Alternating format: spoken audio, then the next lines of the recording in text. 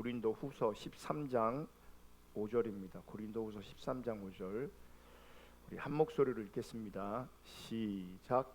너희는 믿음 안에 있는가? 너희 자신을 시험하고 너희 자신을 확증하라. 예수 그리스도께서 너희 안에 계신 줄을 너희가 스스로 알지 못하느냐? 그렇지 않으면 너희는 버림받은 자니라. 아멘. 그럼 지금 우리는 참 신앙인가 유사 신앙인가 라는 큰 주제 아래 주일 설교가 진행되고 있습니다. 오늘은 참 신앙인가 유사 신앙인가 두 번째 시간으로 참칭 그리스도인이라는 제목으로 하나님 말씀 선포할 때에 하나님의 은혜가 함께할 수 있기를 주님의 이름으로 축복하고, 특별히 하나님의 기준이 선명하게 비춰질 수 있기를 주님의 이름으로 축복합니다. 그러니까 유튜브 중계가 돼서 중간에 여러분 집중해 주세요, 졸지 마세요, 옆 사람 깨우세요 이렇게 말하면 설교의 맥이 끊어지거든요. 그리고 우리 현장에 있지 않은 어떤 분들이 들을 때 이 교회는 자는 사람이 참 많은가 보다, 졸은 사람이 참 많은가 보다 이렇게 생각할 수 있거든요. 그래서 제가 초장에 얘기합니다. 참 신앙인가 유사 신앙인가 라고 하는 주제로 말씀이 나누어질 때 여러분 다른 것보다도 더 집중해서 말씀 앞에 있기를 주님의 이름으로 축복합니다.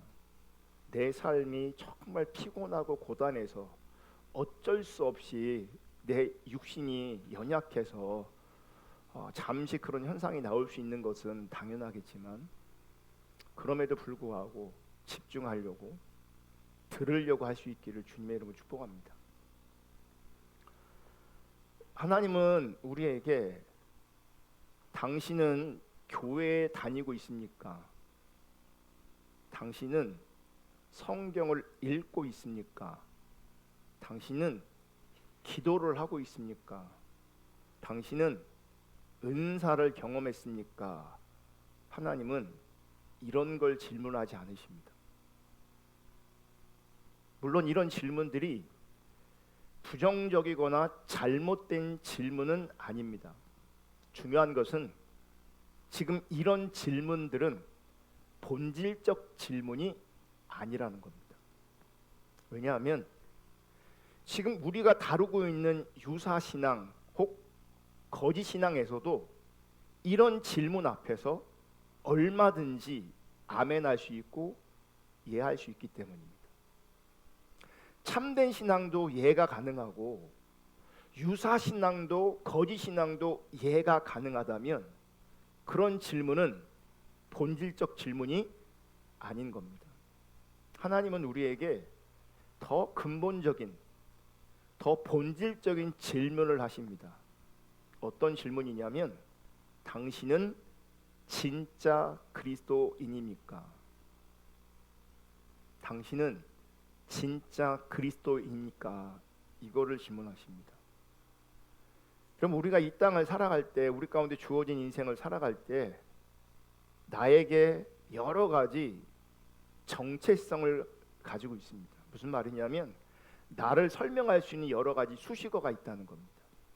예를 들어서 저는 강요한이라는 이름을 가진 남자고, 저는 한 아내의 남편이고, 저는 세 자녀의 아빠이기도 하고, 저는 대전 포도나무교회 담임 목사이기도 합니다. 이 모든 것들이 저의 정체성을 설명하는 수식어들입니다. 하지만 이런 정체성보다, 나를 설명하는 어떤 수식어보다 더 근본적이고 본질적인 정체성이 우리 가운데 있습니다. 저는 하나님 앞에서 그리스도인입니다. 그리고 저는 하나님 앞에서 진짜 그리스도인이기를 원합니다. 그게 근본적이고 본질적인 정체성입니다. 그래서 저는 제 아내가 진짜 그리스도인이길 원합니다. 저는 제 자녀들이 진짜 그리스도인이기를 원합니다. 만약 제 아내와 제 자녀들이 진짜 그리스도인이 아니라면 사실은 저랑 상관없는 사람들입니다. 같이 살고 있지만 만약 우리 자녀들이 결혼을 하게 된다면 제 사위 될 사람이, 제 며느리 될 사람이 그리스도인이길 원합니다. 단순히 교회를 다니는 사람이 아니라 진짜 그리스도인이길 원합니다. 저는 대전 포도나무교에 속한 여러분들이 하나님 앞에서 진짜 그리스도인이기를 원합니다. 제가 말씀을 준비하면서 우리가 죽으면 장례를 치르잖아요. 그럼 장례식장 가면 영정 사진이 있고 그 앞에 이름이 있어요. 주로 예수 믿는 사람들은 십자가가 그려진 밑에 목사 아무개, 장로 아무개, 집사 아무개 이렇게 이름을 씁니다. 제가 주중에 이런 생각이 들었어요. 내가 만약 죽으면 그리스도인 강요한 목사라고 쓰면 좋겠다. 왜냐하면 목사, 집사, 권사 이게 진짜 우리 정체성이 아니거든. 우리는 교회를 다니면 성도라고 합니다. 그래서 성도, 어떤 사람은 직분이 없으면 성도 아무개라고 씁니다. 하나님은요, 단순히 교회를 다니는 성도이기를 원하는 게 아니고, 단순히 직분을 가진 자를 원하는 게 아니고, 하나님은 진짜 그리스도인이기를 원합니다. 그래서 우리는 하나님 앞에서 진짜 그리스도인이어야 하는 거죠. 그렇다면 내가 지금 교회를 다니고 있는 내가, 지금 예배에 참석하고 있는 내가, 기도도 하고 있는 내가, 성경도 읽고 묵상하고 있는 내가 진짜 그리스도인인지를 살펴야 합니다. 진단해야 합니다. 오늘 읽은 고린도후서 13장 5절의 말씀을 현대어 성경으로 한번 다 같이 읽기로 합니다. 볼게요. 여러분 자신을 잘 살펴보십시오. 여러분이 참다운 그리스도인입니까? 그리스도인이 되는 시험에 합격하였습니까? 여러분은 그리스도의 임재를 경험하며 여러분 속에 역사하시는 그분의 능력을 더욱더 실감하고 있습니까? 그와 반대로 사실은 그렇지 않으면서도 그리스도인이 된 흉내만 내고 있는 것은 아닙니까? 지금 바울이 성도라고 하는 사람들에게, 즉 교회를 다니고 있는 사람들에게, 예배를 드리고 있는 사람들에게 당신은 참다운 그리스도인입니까? 진짜 그리스도인입니까? 아니면 그리스도인으로 흉내만 내고 있는 것입니까? 이렇게 질문하고 있습니다. 그럼 내가 진짜 그리스도인인지 가짜 그리스도인인지, 참다운 그리스도인인지 아니면 흉내만 내고 있는 그리스도인인지 진단하셔야 합니다. 그러면 진짜 그리스도인은 누구를 말하는 거냐, 이거를 살펴봐야겠죠. 여러분, 진짜 그리스도인은 그리스도를 따르는 사람입니다. 그리스도를 따르는 사람입니다. 단순히 교회를 다니는 사람을 가지고 그리스도인이라고 말하는 게 아닙니다. 단순히 교회만 다니는 사람을 그리스도인이라고 말하지 않습니다. 기도나 성경 읽기나 묵상이나 이 몇 가지 종교적 행위를 가지고 있다고 그리스도인이라고 말하고 있는 게 아닙니다. 그리스도인은 그리스도를 따르는 사람입니다. 그래서 당신은 진짜 그리스도인입니까? 라고 하는 질문은 무슨 말입니까? 당신은 그리스도를 따라가고 있습니까? 당신은 그리스도를 따라가는 자입니까? 이런 질문이 되는 거죠. 여러분, 우리는 그리스도를 따르는 사람을 또 뭐라고 부르냐면 제자라고 부릅니다.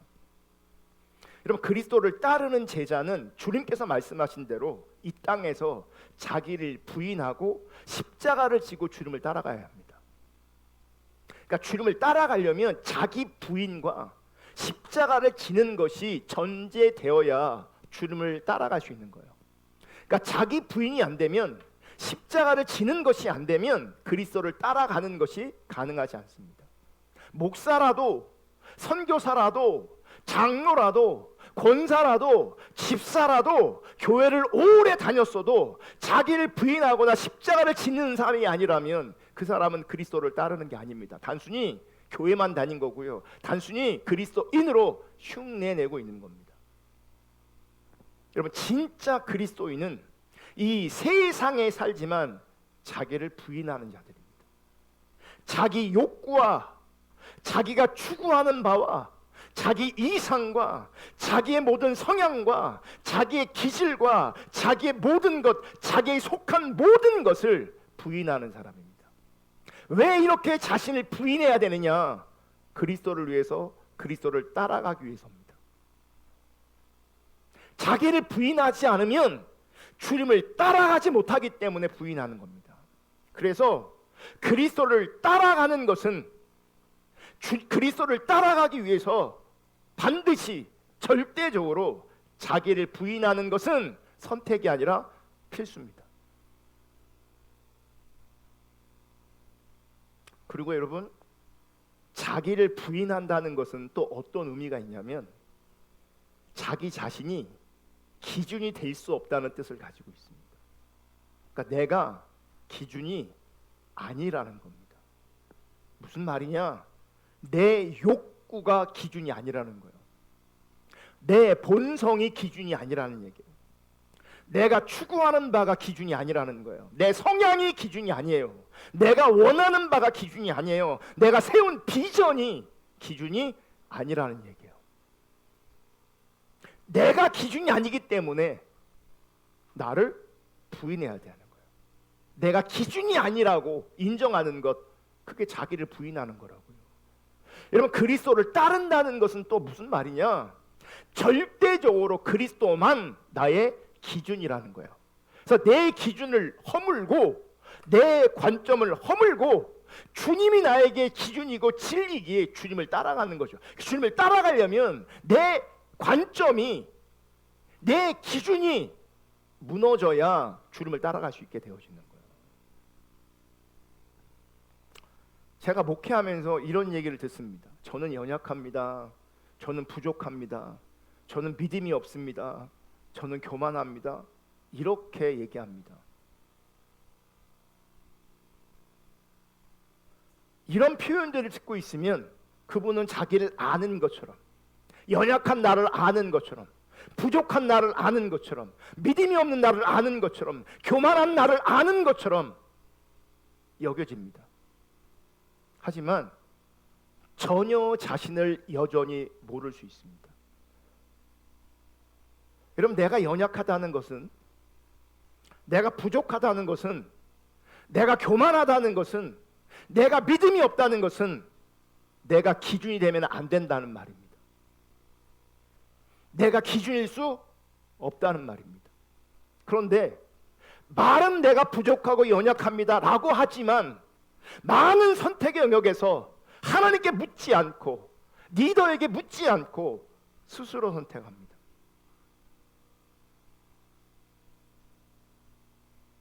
이런저런 많은 선택지에서 내 욕구와 내가 원하는 바와 내 성향을 내려놓지 않습니다. 내가 연약하다고 말은 하지만 내면에 깊은 강팍함이 있는 것입니다. 내면에 강한, 센, 자기 중심적인 고집이 여전히 살아있는 겁니다. 그런데 자신이 연약하다고 말하는 것으로 자신의 그 강팍함과 자신의 고집을 인식하지 못하는 거예요. 그래서 결단코 어떤 상황 속에서 내가 원하는 바와 내 성향을, 내 생각과 내 관점을 절대로 내려놓지 않으려고 합니다. 이런 사람은요, 누구한테 묻지 않아요. 그냥 자기가 다 결정합니다. 만약 내가 결혼할 사람이 있다면 엄마, 아빠, 아니면 리더에게, 영적 리더에게 내가 이런 사람과 교제하고 있는데 한번 만나봐 주세요. 한번 점검해 주세요. 한번 체크해 주세요. 그게 부족한 사람이 그렇게 하는 거거든요. 연약한 사람들이 그렇게 하는 거예요. 내 기준을 믿지 못하니까, 내 기준에 확신할 수 없으니 하나님께, 리더에게 보여주면서 판단해 달라고 하는 거죠. 점검해 달라고 하는 거죠. 근데 그렇게 안 합니다. 왜 그렇게 안 합니까? 자기가 기준입니다.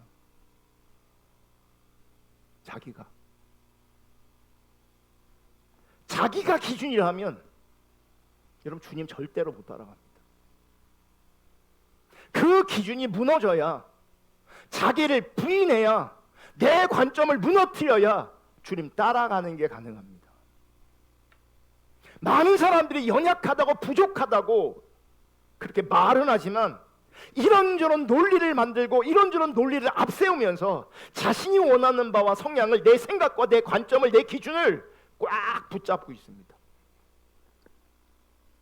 내가 연약하고 부족하다고 말하면서 여전히 내가 주도권을 잡으려고 합니다.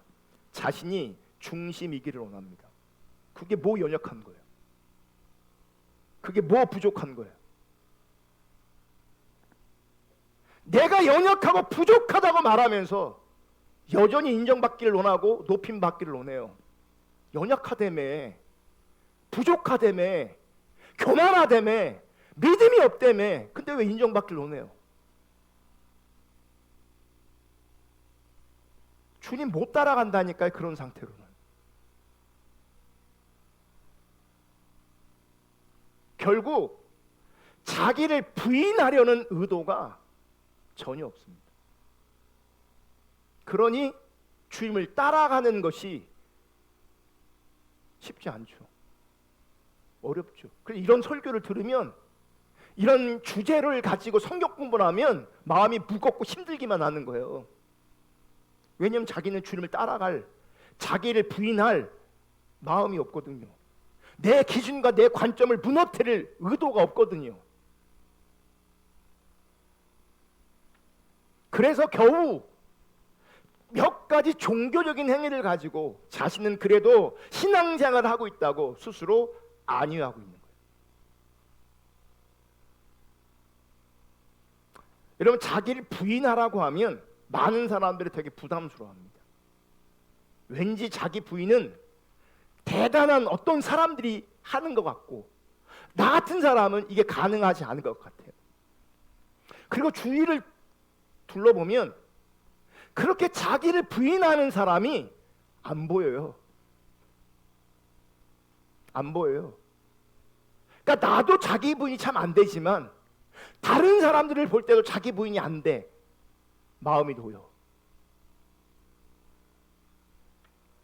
여러분, 자기를 부인해라, 자기 십자가를 지라, 이런 신앙적 표현이 우리를 부담스럽게 할 수도 있지만 사실 하나님 없는 세상 사람들도 어떤 면에서는요, 자기를 부인하며 살고 있습니다. 그리고 자기 부인의 관점에서 그런 삶을 요구하고 있습니다. 세상도, 하나님 없는 세상도.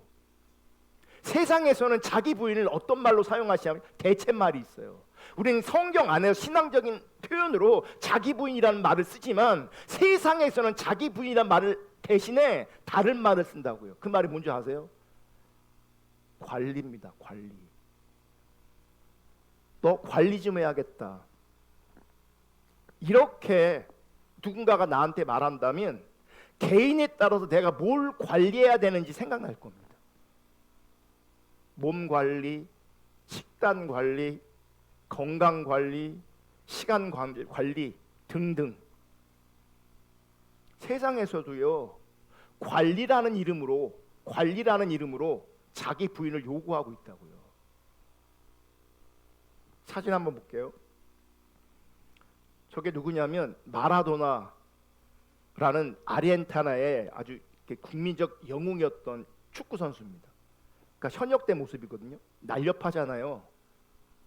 거짓말 조금 못해갖고요. 저분이 막 날라다녔어요. 다음 사진 보여주세요. 저렇게 됐어요.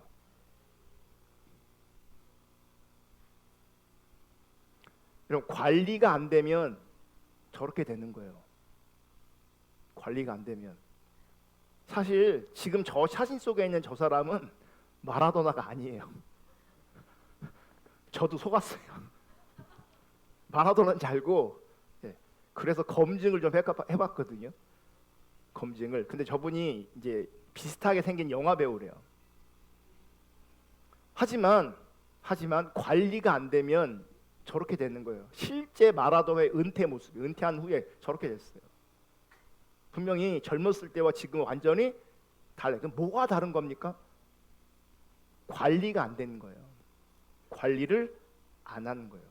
이런 관리가 안 되면 저렇게 망가지는 거예요. 그래서 세상은 뭘 요구해요? 관리를 요구하는 거예요. 그 관리가 성경적 용어로 자기 부인이 되는 거예요. 내가 원하는 거, 내 성향과 내 욕구를 관리해야 돼요. 부인해야 돼요. 놀고 싶은 거, 먹고 싶은 거, 자고 싶은 거 부인해야 된다고요. 그게 관리고 그게 자기 부인이에요.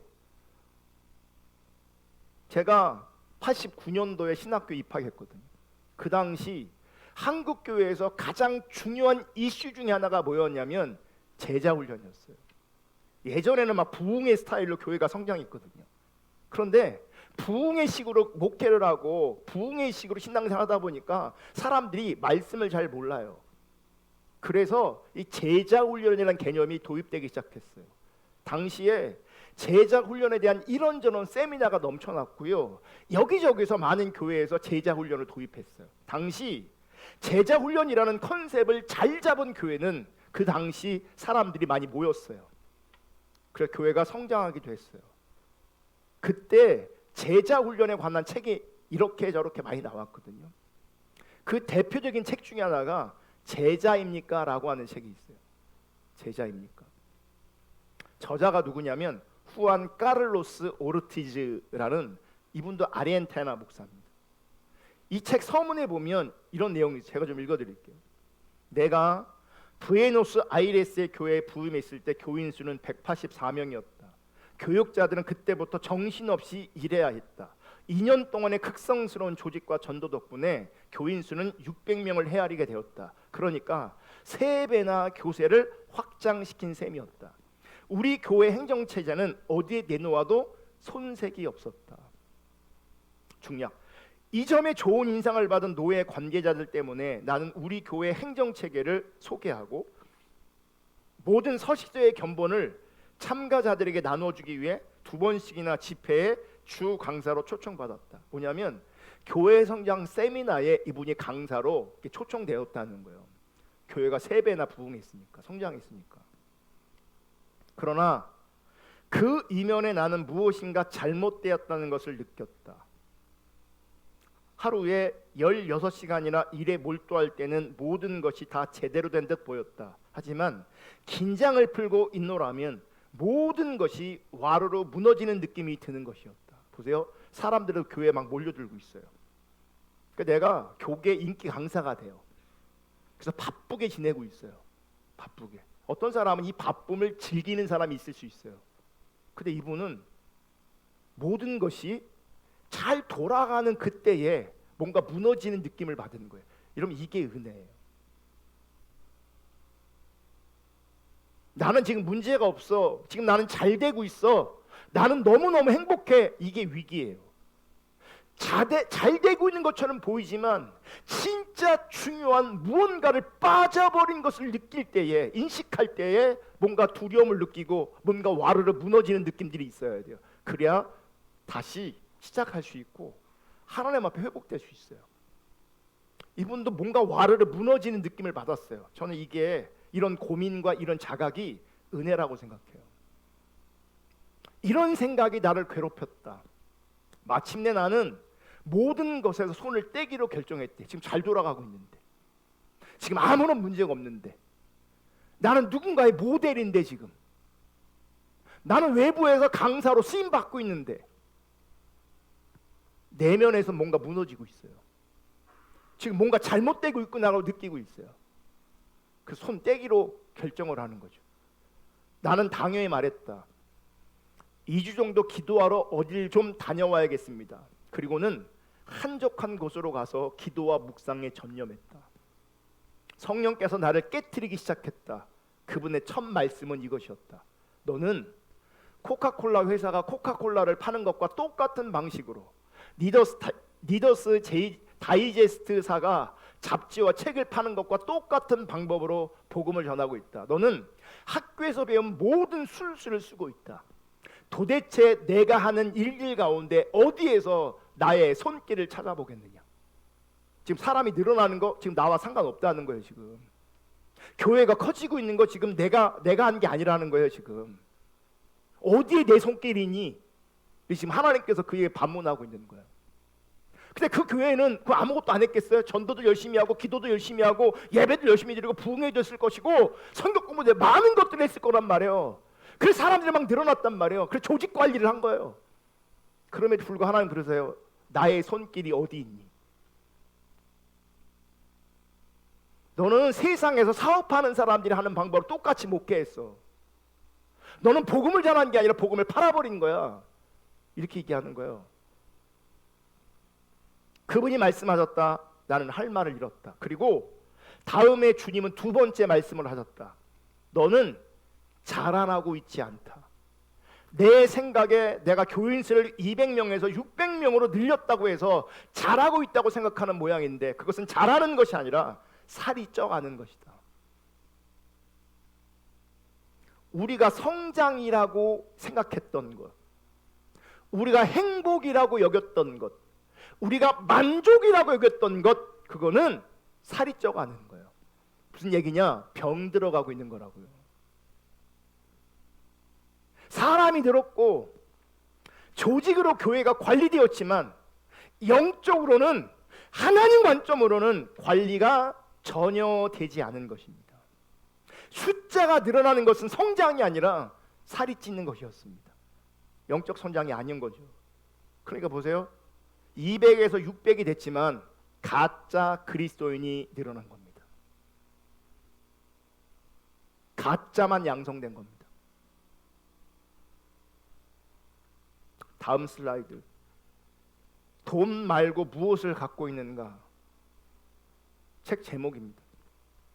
제가 요즘에 그냥 좀 가볍게 틈틈이 시간 날 때마다 읽는 책입니다.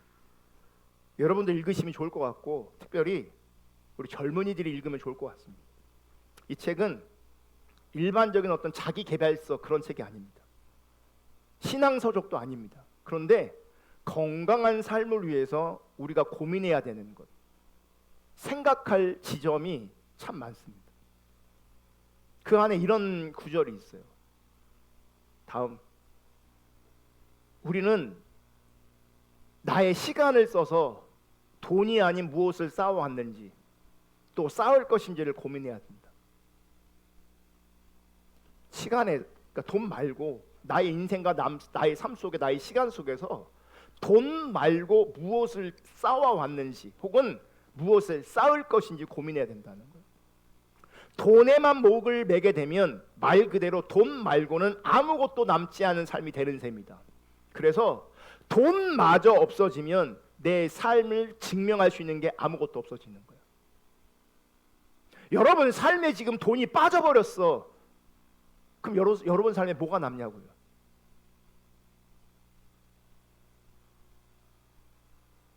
돈을 위해 살아왔는데, 돈을 쌓으려고 살아왔는데, 돈을 쌓았는데 만약 그 돈이 쌓이면, 빠져버리면, 사라진다면 나는 뭐가 남냐고요? 여러분 정말 우리 시대에 많은 사람들이요, 그 인생에, 그 삶에 아무것도 안 남아 있습니다. 내 삶을, 내 인생을 증명할 길이 없습니다. 돈 밖에는. 그래서 이런 묻는 거예요. 돈 말고 당신은 뭘 갖고 있냐? 돈 말고 당신은 무엇으로 당신의 삶을 인생을 증명할 것이냐 묻는 거라고요. 그럼 세상 사람들도 이런 고민을 해요. 하나님 없는 사람들도 이런 고민을 하고 있다고요. 근데 하나님을 믿는다고 하는 사람들이 이런 고민이 없다. 가짜라니까요. 이 책에 보면 단절의 능력이라는 챕터가 있어요. 제가 좀 읽어드릴게요. 스크린에는 없어요. 인생에서 가장 중요한 능력 중 하나로 단절의 능력을 꼽을 수 있다. 단절의 능력이란 무엇이든 자신의 의지와 힘으로 끊어낼 줄 아는 능력이다. 끊어내서 단절하는 거죠. 알코올이나 도박 중독을 끊어내는 것에서부터 쓸데없는 생각을 중지시키고 나태한 상태를 절단시키며 유혹에 휩쓸려가는 자신을 멈춰 세우는 게 모두 단절의 일종이다. 그러니까 극단적으로 술, 알코올, 도박 이런 거 당연히 우리가 단절하고 끊어내야겠지만 쓸데없는 생각을 중지하는 것, 나태한 상태를 절단시키며 유혹에 휩쓸려가는 자신을 멈춰 세우는 것, 그게 단절이라고요. 단 것을 계속 먹고 싶은 건 자연스러운 본능이지만 그 본능을 어느 순간 끊을 줄 알아야 건강을 지킬 수 있다. 아이들은 통상 TV에 정신없이 빠져들지만 자기 스스로 TV 보는 걸 절제할 줄 아는 아이는 비범하다. 알고리즘은 우리에게 끊임없이 우리 입맛에 맞는 맞춤형 콘텐츠를 제공하여 시간을 빨아들인다. 그러나 그보다 가치 있는 것을 하려면 그 빠져드는 일을 어느 순간 끊어내야 한다. 그래서 단절의 능력이 부족하면 걱정을 잊기 위해서 술이나 마약, 자극적인 콘텐츠 같은 것에 지나치게 의존하게 된다. 그럼 어떻게 더 중독되게 되는 거죠. 인내심이나 꾸준함, 루틴 같은 것들이 요즘 시대의 화두이다. 삶에서 무엇이든 꾸준하게 이어가는 것의 중요성에 많은 사람이 공감한다. 꾸준하게 이어가는 것. 그러나 이 꾸준함으로 요약할 수 있는 태도의 핵심도 단절이다. 부정적인 것들을 단절해야 꾸준하게 갈 수 있다는 거예요. 여러분, 이 저자가 말하고 있는 단절이라는 말은 세상 사람들이 관리라고 하는 말입니다. 성경적으로 그것을 자기 부인이라고 하는 거죠. 여러분, 세상에서도 관리하고 단절할 줄 알아야 그들이 원하는 삶을 스스로 만족하고 행복한 삶을 적어도 살아요. 단절되지 않고 관리하지 않으면 여러분들이 원하는 행복한 삶, 만족한 삶 이게 없다고요. 세상에서도 내가 행복을 원한다고 행복이 떨어지는 게 아니라고요. 만족한 삶을 원한다고 만족한 삶이 떨어지는 게 아니라고요. 누구에게 그게 주어지냐? 관리하고 단절할 수 있는 사람. 그게 성경적으로는 자기 부인이라고요. 여러분, 진짜 그리스도인이라면 그리스도를 따라가야 합니다. 그리스도를 따르려면 자기를 부인해야 합니다. 내 소원, 내 야망, 내가 추구하는 것, 내 성향, 내 기준, 내 관점, 그거 부인해야 합니다. 누가 내 소원과 내 야망과 내 관점과 내 기준을 내가 추구하는 것과 내 성향을 부인할 수 있는가? 그리스도를 사랑하는 사람이. 그리고 그리스도를 진짜로 따라가기를 원하는 사람이 자기를 부인하는 겁니다. 그렇게 그리스도를 따라갈 때, 자기를 부인할 때 그 사람을 진짜 그리스도인이라고 하는 겁니다. 아멘. 근데 우리 시대는요, 진짜 그리스도인보다는 그리스도인으로 흉내만 내는 사람이 넘쳐납니다. 여러분, 초대교회를 보면 초대교회는 환난과 핍박 속에서도 주님을 따르는 공동체였습니다. 핍박 때문에 그들이 이방 땅으로 흩어지는 역사가 있었거든요. 피신하는 역사가 있었고, 그러므로 그들은 난민이었습니다. 난민의 삶을 살면서, 그들은 이방인의 삶을 살면서도 그들은 주님을 따라가는 삶을 포기하지 않았습니다. 그게 진짜 믿음이었어요. 초대교회는 환난과 핍박이 있었지만 정말 주님을 따르는 공동체였습니다. 하지만 거기에도요, 참신앙과 유사신앙, 참신앙과 거짓신앙, 참신자와 거짓신자가 존재했습니다. 그럼 오순절에 성령님께서 강력하게 임하셨어요. 그랬더니 무기력하고 무능했던 두려움 가운데 있었던 그 제자들이 변화가 됩니다.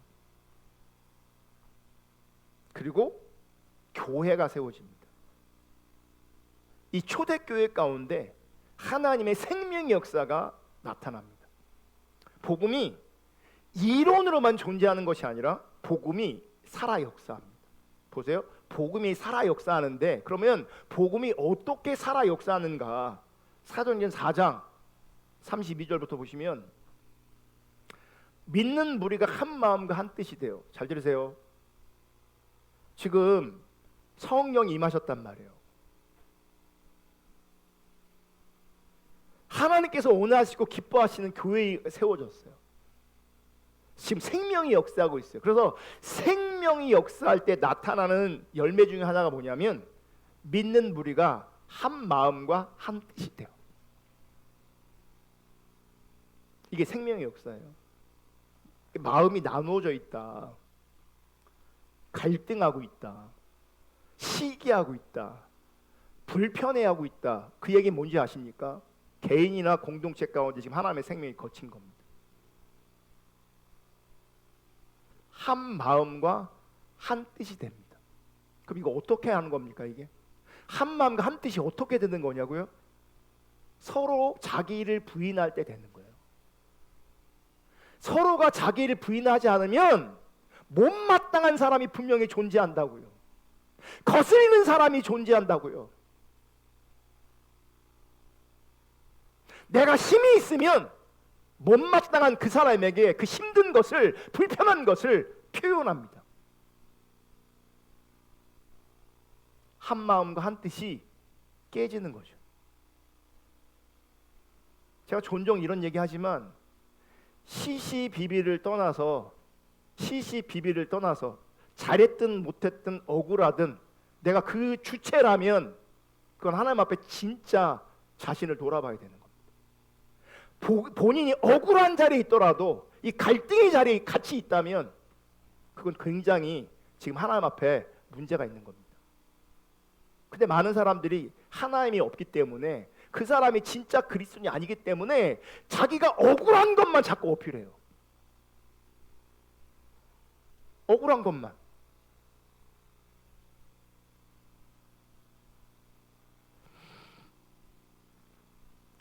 믿는 무리가 한 마음과 한 뜻이 되었어요. 바라기는 우리 대전 포도나무교회 지체라면, 우리가 같은 공동체로 모여 있다면 주님 때문에 주님의 뜻과 기준으로 한 마음과 한 뜻이 될 수 있기를 주님의 이름으로 축복합니다. 내가 모르는 거 궁금해할 수 있어요. 근데 어떤 사람은 궁금한 걸 물어보는 게 아니라 따지는 사람들이 있어요. 그건 한 마음과 한 뜻을 깨는 겁니다. 뭐 따질 게 뭐가 있어요? 한 마음과 한 뜻이 되니까 또 어떤 일이 벌어지냐면, 모든 물건을 서로 통용하고 자기 재물을 조금이라도 자기 것이라 하는 이가 하나도 없더라. 뭐예요? 자기 중심이 사라져요. 내 돈도 내 돈이 아니에요. 이제 내 돈도 내 돈이 아니에요. 그래서 뭐예요? 모든 물건을 서로 같이 써, 서로 통용해. 자기 건데, 사실은 자기 건데, 사실은 자기 소유임에도 불구하고 자기 것으로 여기지 않아요. 이게 복음의 생명력이 나타날 때 나타나는 역사였어요.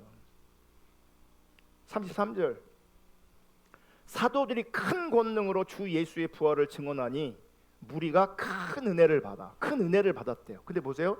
큰 은혜를 받아 그 중에 가난한 사람이 없으니. 그러니까 보세요. 큰 은혜를 받은 것의 열매가 뭔지 아세요? 은혜 받은 사람이 누군가를 자꾸 섬기는 거예요. 자기 것을 자꾸 나누는 거예요. 그래서 주변에 있는 사람이 가난한 사람이 사라져버리게 되는 거예요. 그러니까 은혜 받은 사람은 자기 것을 자꾸 뭐예요? 그게 돈이든 뭐든 은혜 받은 사람은 그 은혜를 혼자 간직하는 것이 아니라 그 은혜가 어떤 형식으로든 나누어지게 돼 있고, 그게 나누어지면 그 은혜 받은 주변에 있는 사람들은요 혜택을 보는 거예요. 혜택을. 그러면 진짜 은혜 받은 사람 누군지 아세요? 우리는 누군가가 나에게 선물을 줘. 내가 이거 받았어. 내 필요가 지금 채워졌어. 우리는 이런 관점의 은혜를 많이 원해요. 문제가 있었는데, 어려움이 있었는데 누군가 나를 도와줬다고, 누군가 나의 필요를 채워줬다고. 그 은혜예요. 그거 정말 감사해야 돼요.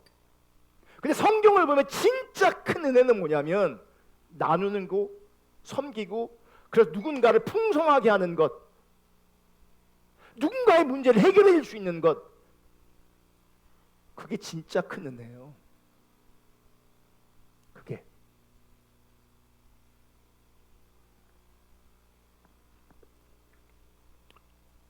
이는 밭과 집 있는 자는 팔아 그 판 것으로 값을 가져다가 사도들의 발 앞에 두매 그들이 각 사람의 필요를 따라 나눠줍니다.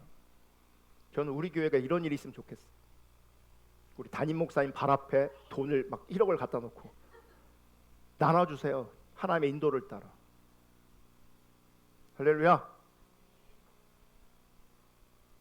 그랬다니까. 여기 집 샀다고 감사만 하는 게 아니라 여기서는 집 팔아서 감사하고 있다고요. 땅 샀다고 감사하는 게 아니라 여기는 땅 팔고 감사하고 있다고요. 정말 이기적인 그리스도인들은 많이 먹고 있고 많이 누리고 있는 것을 은혜라고 말하지만 여긴 반대예요. 나누고 베풀고, 그러면 나는 손해될지 모르겠지만 그럼에도 불구하고 나누는 거예요. 그게 복된 인생이에요. 나라는 존재가 누군가에게 풍성함을 줄 수 있는 것, 나라는 존재가 누군가에게 유익을 줄 수 있는 것, 그게 큰 은혜 받은 사람의 열매라고요. 여러분, 이렇게 놀라운 복음의 역사, 생명의 역사가 나타나는 이 상황 속에서도 아나니아와 삽비라 같은 사람이 존재한다는 거예요.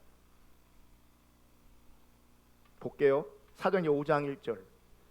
아나니아라는 사람이 그의 아내 삽비라와 더불어 소유를 팔아. 2절. 그 값에서 얼마를 감추매 그 아내도 알더라. 여러분, 거짓 신앙의 특징 중에 하나가 뭐냐면 자꾸 감춥니다. 돈도 감추고 자기 삶을 자꾸 감춥니다. 왜요? 숨길 게 있는 거예요. 그게 돈이든 뭐든. 그러니까 사람이 깨끗하지 않은 거예요. 사람이 정직하지 않은 거예요. 자꾸 안 보여주려고 하는 거예요. 감추려고 하는 거예요.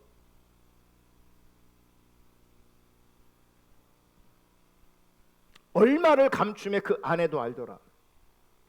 얼마만 가져다가 사도들의 발 앞에 두니 베드로가 이르되 아나니아야 어찌하여 사탄이 내 마음에 가득하여 내가 성령을 속이고 땅값 얼마를 감추었느냐. 여러분, 사단이 가득한 게 뭐냐면 교회 안 오는 게 아니에요. 감추고 진실하지 않은 그 상태가 지금 성경은 뭐라고 하면 사단이 마음에 가득해다 그래요. 지금 헌금 안 하는 게 아니잖아요. 헌금을 지금 정직하게 안 하는 걸 가지고 뭐 하는 거예요? 지금 네 마음에 사단이 가득하다 그러는 거예요. 감추면, 진실하지 않으면, 정직하지 않으면 그 사람은 사단이 가득한 거예요. 그 마음 안에. 그것으로 끝나는 게 아니라 그게 성령을 속이는 거예요. 내가 성령을 속이고 땅값 얼마를 감추었느냐. 땅이 그대로 있을 때에는 내 땅이 아니며 판 후에도 내 마음대로 할 수가 없더냐. 어찌하여 이 일을 내 마음에 두었느냐. 사람에게 거짓말한 것이 아니요 하나님께로. 이건 사람을 속인 게 아니라 누굴 속인 거라고요? 하나님을 속인 거라고. 5절 아나니아가 이 말을 듣고 엎드려져 혼있다. 그 직사했어요. 직사했어요. 만약 여러분 지금 이런 기진이 우리 가운데 임하잖아요. 여기 몇 명이나 살아남을 것 같아요? 몇 명이나? 중요한 건 지금 이런 심판이, 이런 징계가 나한테 안 이루어졌다, 이게 중요한 게 아니에요. 하나님이 무엇을 죄로 여기느냐, 그게 중요한 거라고요.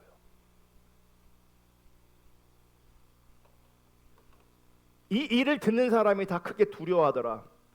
젊은 사람들이 일어나 시신을 싸서 메고 나가 장사하니라. 말씀해 보시면 아나니아와 삽비라가 지금 누구를 속였냐면 사람을 속였지만 사실은 하나님 성령님을 속인 겁니다. 그 결과로 말미암아 그들은 죽임을 당해요. 직사하는 죽임을 당합니다. 여러분, 신약 교회가 탄생할 때 성령께서 강력하게 역사하셨던 그 시대에, 하나님의 생명이 강력하게 역사했던 그 시대에 하나님은 아나니아와 삽비라 사건을 통해서 아무도 하나님을 속일 수 없다, 성령을 속일 수 없다 라고 하는 것을 지금 드러내고 있는 거야. 우리 삶에 아무런 일이 일어나지 않더라도 그게 중요한 이슈가 아니고 그게 본질이 아니에요. 중요한 본질은 우리가 하나님을 속일 수 없다는 거예요. 만약 우리가 하나님을 속이고 있다면 그게 거짓신앙이라고요. 그게 유사신앙이라고요. 지금 치명적인 결과가 나타났잖아요. 죽음이라는, 직사라는 치명적인 결과가 나타날 만큼 이게 심각한 죄라고요. 그 심각한 죄라는 그 성격의 관점에서는 지금도 동일해요. 다만 이 심판이 직결로 일어나지 않은 것만 다를 뿐인 거예요.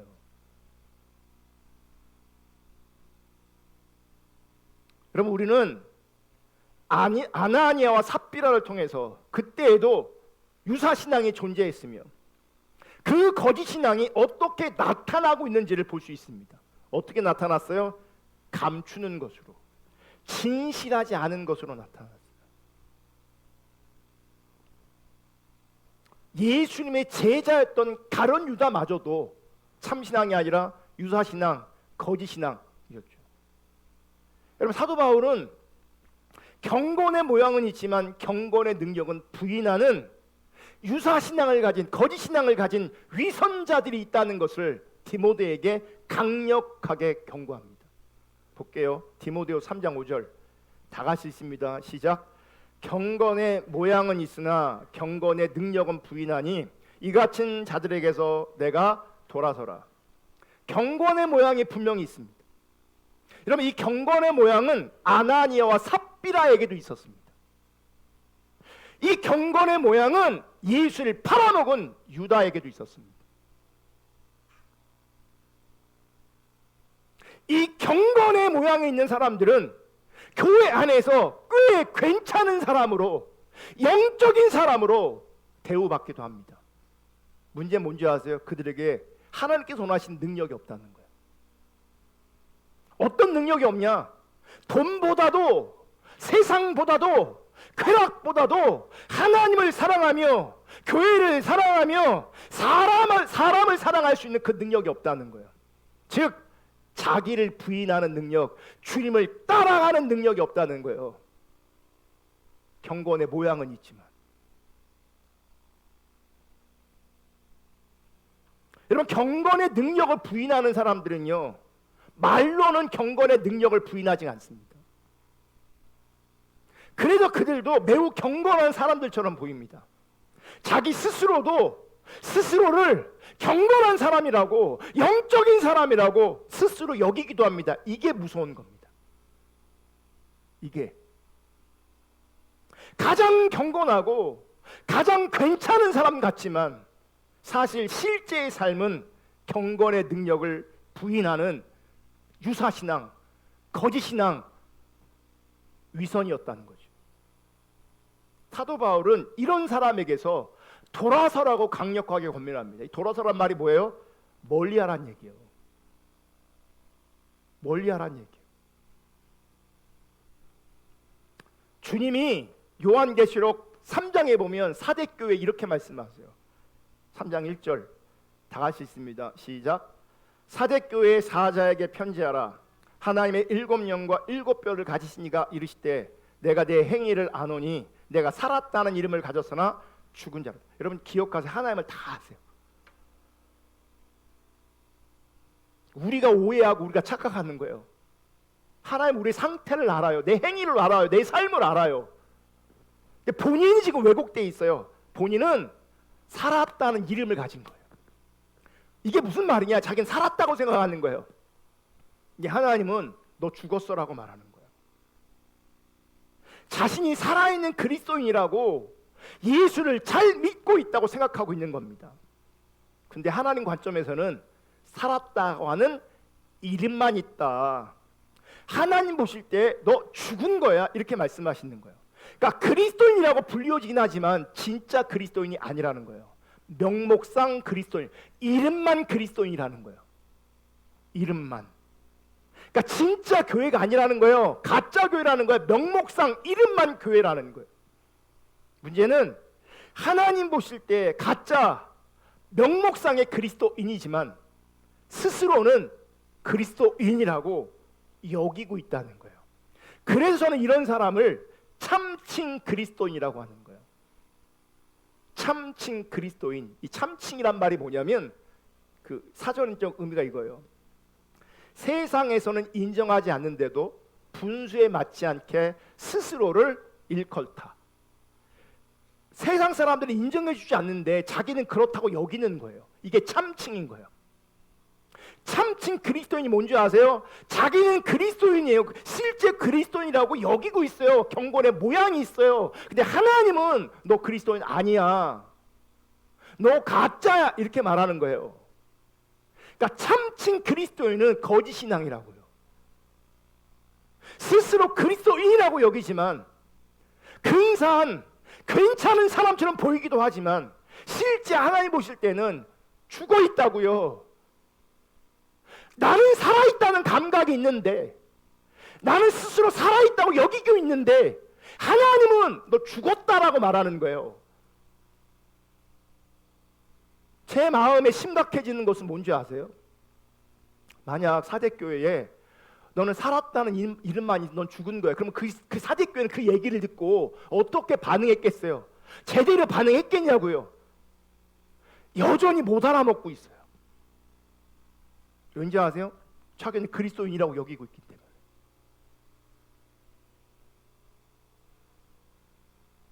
사람들 눈에는 살아있는 신앙 같을지 모르겠지만 주님께서는 그 사람을 죽은 사람이라고 판단하십니다.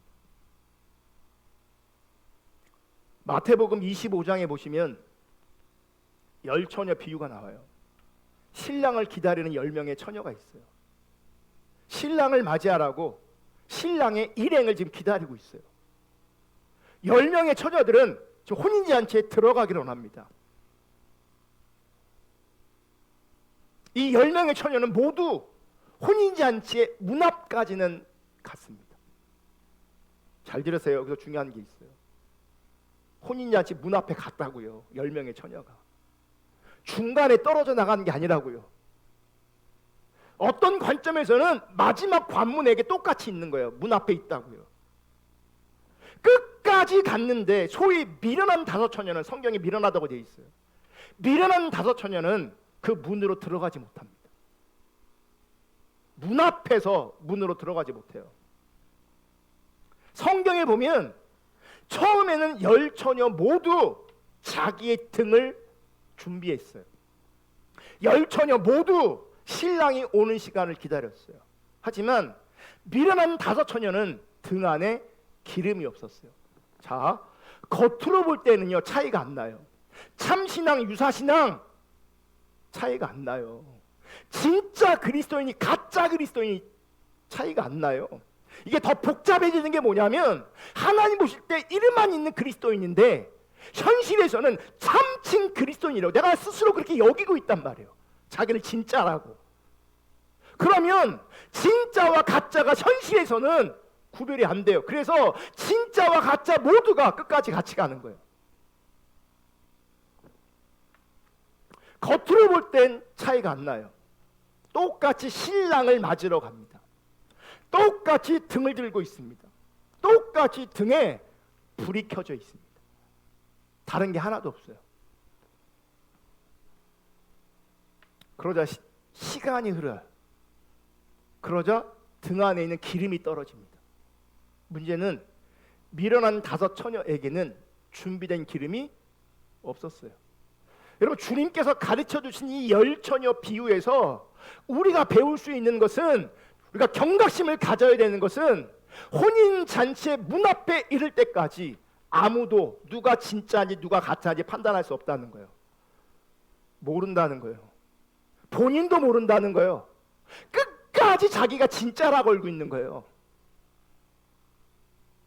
끝까지. 그들 모두가 혼인잔치 문 앞에 이르렀다는 것은 가짜신앙, 유사신앙, 거짓신앙을 가지고서도 사실은 끝까지 갈 수 있다는 거예요. 문 앞에까지는 갈 수 있다는 거예요. 그러니 현실에서 참신앙이냐 유사신앙이냐, 진짜냐 가짜냐 쉽게 구별되지 않는다는 거예요. 쉽게. 본인이 진짜라고 우겨대면요, 거기다가 경건의 모양이 있으면요, 우리 시대에는요 그 사람을 가짜로 여기지 않아요.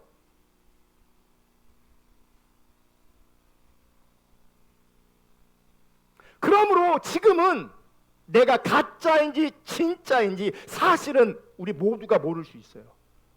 누가 알곡인지 누가 가라지인지, 누가 슬기로운 처녀인지 미련한 처녀인지 지금은 모른다고요. 언제 드러난 줄 아세요? 나중에 드러나게 돼 있어요. 나중에. 문제는 나중에 드러날 때에 그때는 돌이켜지지 않는다는 거예요. 그때는 정말 늦어요. 지금 내가 가짜가 인식되면 그게 은혜예요. 내가 지금 명목상의 그리스도인이고 내가 참칭 그리스도인입니다라고 인식하여 회개하며 교회가 생기지만, 내가 진짜라고 생각하면, 내가 가짜라는 걸 모르면, 내가 유사신앙, 가짜신앙, 거짓신앙인 걸 모르면 나중에 못 들어간다고요. 문제는 우리는요, 눈에 보이는 몇 가지를 통해서 여전히 나는 진짜라고 착각한다는 거예요. 눈에 보이는 몇 가지를 통해서 구원 받았겠지, 그래 천국 가겠지. 이런 미련한 5 처녀가 신랑을 원하고 있었다니까요. 신랑을 기다리고 있었다니까요. 끝까지 갔었다니까요. 그들은 그 문에 들어갈 수 없었어요. 못 들어갔다고요. 지금 자기를 부인하는 삶을 살지 않으면, 지금 세상과 단절된 삶을 살지 않으면, 하나님 기뻐하지 않는 것들을 내가 단절하지 않으면 끝에 가서 문이 닫혀버린다고요.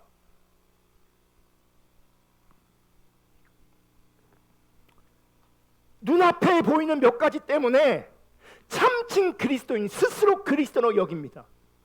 스스로 참칭하면 마음은 편합니다. 나 구원의 확신이 있어요. 나 구원의 확신이 있다고요. 난 죽어도 천국 간다고요. 마음이 편하다고요. 근데 왜 그 사람은 자칭, 참칭 그리스도인이라고 여기는가? 겉으로 나타난 신앙적인 몇 가지 증거 때문에 그러는 거예요. 예를 들면, 나 영접기도 했어요. 나 부흥회 때 강단 앞으로 나가서 결단도 했어요. 나 세례를 받았어요. 나 오랫동안 교회를 다녔어요. 내가 성경을 많이 읽었어요. 내가 제자 훈련을 받았어요. 내가 성경 공부를 많이 했고 신학 공부도 했어요. 이런 것들 때문에 나는 그리스도인이라고 여긴다는 거죠. 참칭. 더 나아가 은사를 경험하고 영적인 체험이 있기 때문에 나는 그리스도인이라고 여길 수 있다는 거죠. 여러분, 이런 것으로 내 영혼에 관한 문제를 확신하는 것은 대단히 어리석은 일입니다. 지금 말한 것들이 본질이 아니에요. 우리 신앙은 우리 내면에 속한 것입니다. 내면. 그리고 성령께서 행하시는 신비한 일이기 때문에 어느 누구도 이렇게 겉으로 드러나는 것으로 나 스스로를 혹은 다른 사람의 영혼을 판단할 수 없는 거죠. 정확하게. 영접 기도했으니까 당신은 진짜입니다. 은사를 받았으니까 당신은 진짜입니다. 그렇게 판단하면 안 된다는 거예요. 결국 우리가 하나님 앞에 겸손하게 설 때에 내 상태가 바르게 진단되어집니다. 그리고 마지막 하나님 앞에 설 때 그때는 진짜인지 가짜인지 확 드러나는 겁니다. 바라기는 정말 하나님 앞에서 나의 내면과 내 상태를 정확하게 진단하고 인식할 수 있기를 주님의 이름으로 축복합니다. 자기가 부인되지 않으면, 영적으로 관리되지 않으면, 영적으로 하나님이 기뻐하시지 않는 것에 대해서 단절하지 못하면 결국 우리는 참칭 그리스도인, 결국 가짜 그리스도인이 되는 겁니다. 유사신앙, 거짓신앙이 되는 겁니다. 하나님께서는 우리에게 지금 계속 질문하십니다. 너 돈 얼마나 가지고 있니? 너 노후 준비는 됐니? 너 교회 다니고 있니? 너 기도하고 있니? 너 성경 읽고 있니? 너 영적 체험이 있니? 이런 질문을 우리 가운데 지금 하고 계시는 게 아니에요. 너는 진짜 그리스도인이니? 너는 가짜 그리스도인이니? 혹시 너는 참칭 그리스도인 아니니? 이렇게 하나님께서 우리 가운데 질문하고 있는 거예요.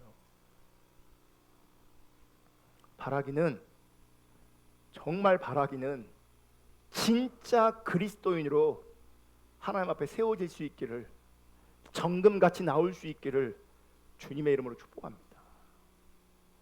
오늘은 여기까지 하겠습니다. 찬양하고 기도하겠습니다.